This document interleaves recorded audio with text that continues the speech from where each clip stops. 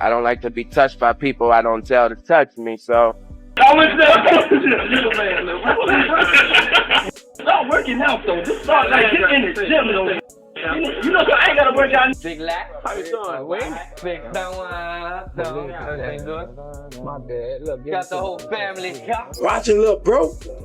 Man, come on, man. Look, bro, man. Birdman keeps saying it's all just fatherly love when it comes to how he treats the young rappers he mentors. But his half-brother, Terrance Williams, is now hinting that there's way more to the story. When you were in prison and you seen Wayne and Birdman, kiss, what went through your mind? Homie love. He's dropping clues about what really went down between Birdman, Lil Wayne, NBA Youngboy, and a few others behind those closed studio doors. And then there's that one photo the internet won't let die, Birdman locking lips with Lil Wayne. It's been floating around for years, and every time someone brings it up, things get even messier. Some insiders are even out here saying parents should keep an eye on their sons if Birdman's in the picture, because his mentorship might not be what it seems. So here's where things start getting real. Birdman's half-brother, Terrance Gangsta Williams, came home after spending over 20 years behind bars. And the moment he touched freedom, he started spilling. This gay thing and that gay thing. What do you mean? I don't understand. He was saying that you was gay. Come on, man. He's been jumping on podcasts and YouTube lives, hinting that he saw some strange stuff going down at Cash Money back in the day. He said there were certain things about Birdman's lifestyle and behavior that made him keep his distance. And the way he tells it, those early label days were not as glamorous as people think. Homie love. Homies play gay games like homies, but that's what they did back then. People played and did that kind of stuff. This new and that was they gay game? Yeah. When the topic of that infamous on-camera kiss with Lil Wayne came up, Terrance didn't hold back. He said Birdman didn't just look friendly, he looked in love and like he was playing games. Now, he didn't accuse Birdman of any specific crime, but his words definitely fueled that long-running rumor that Birdman's so-called mentorship of young rappers might have a darker edge. If you were on Twitter back in the day, you remember how wild the talk used to get. People couldn't stop bringing up Birdman's name, and not in a good way. There's even a post from 2015 where an alleged industry insider said, Birdman's new artist recruiting office is the playground. You better warn your sons. He don't like girls. Your daughters are safe. That one post lit the internet on fire. Then came the pictures. One in particular showed Birdman standing next to a young man wrapped in nothing but a towel like they had just stepped out the shower. My motherfucking rich gang and you keep trying to test me. Y'all keep trying to test me. Keep trying to see if I'm under the five and shit. But anyway, I was on Media Takeout on World Star and shit. Yeah, Birdman, he ass for the deal. I'm gonna be real.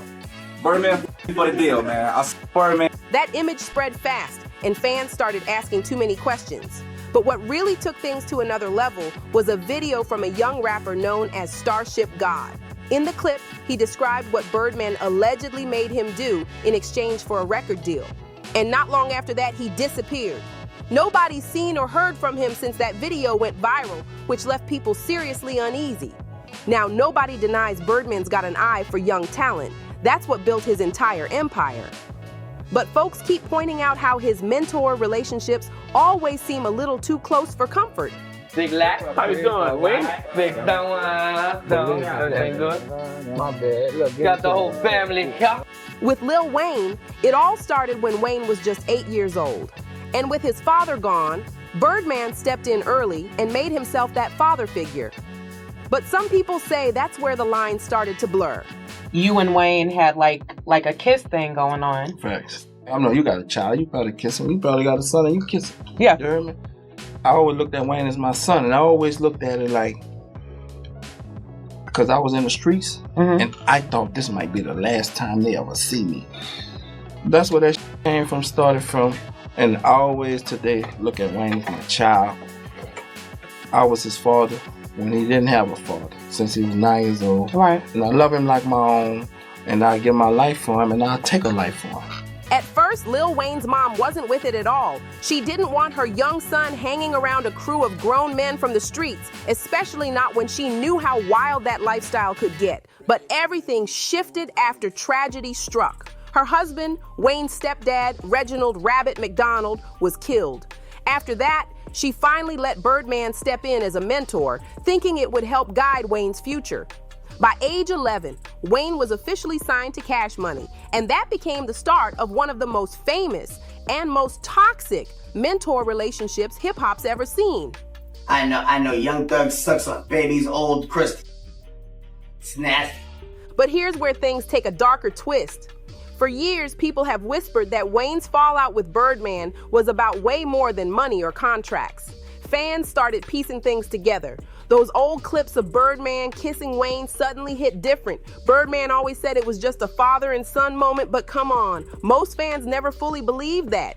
And as Wayne got older, you could literally see the shift. The energy between them wasn't the same. In one 2016 clip, Birdman leaned in trying to kiss him again, but Wayne pulled back quick. He wasn't with it anymore. That moment told the whole story without a single word. But it wasn't just Wayne. The same energy followed Birdman when he started linking up with Young Thug. Back in 2014, Thugger posted a video of him and Birdman on Instagram with a caption that said, "Me and my lover dripping like always. Birdman F with me fool." You look broke. Man, come on, man. Look, bro, man.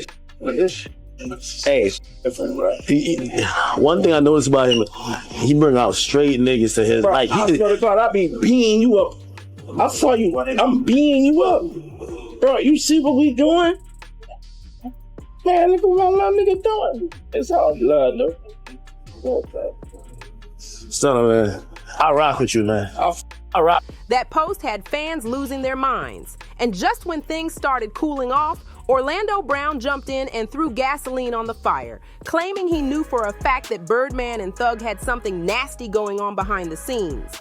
Then the spotlight shifted again, this time to NBA YoungBoy. Fans began noticing something strange about how Birdman talked about him, almost like he was obsessed. Clips started floating around showing Birdman hugging YoungBoy a little too long and holding him a little too tight, while YoungBoy's body language screamed discomfort. People started saying, "Yo, this doesn't look like mentorship. This looks personal." And what's even crazier, Birdman always seems to find his way into the lives of these young, fatherless artists, the ones still hungry, still chasing their come up. He promises family, protection, and power.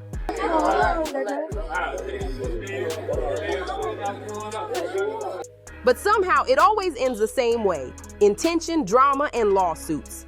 Now folks online are saying it's wild how none of these allegations ever got looked into deeper, considering how many red flags have popped up over the years. And now people are straight up calling Birdman the southern version of Diddy. The comparisons are wild. And not just because they've got history together. These two have been seen hitting the same parties, performing at the same shows, and even caught on camera in some moments that had fans doing double takes. He like playing. I was the president for shit. Yeah, man. Yeah. That's OG now. For shit. Yeah, man. That's OG now. You feel me? He like OG now. Now folks online are connecting the dots, saying Diddy and Birdman basically followed the same playbook.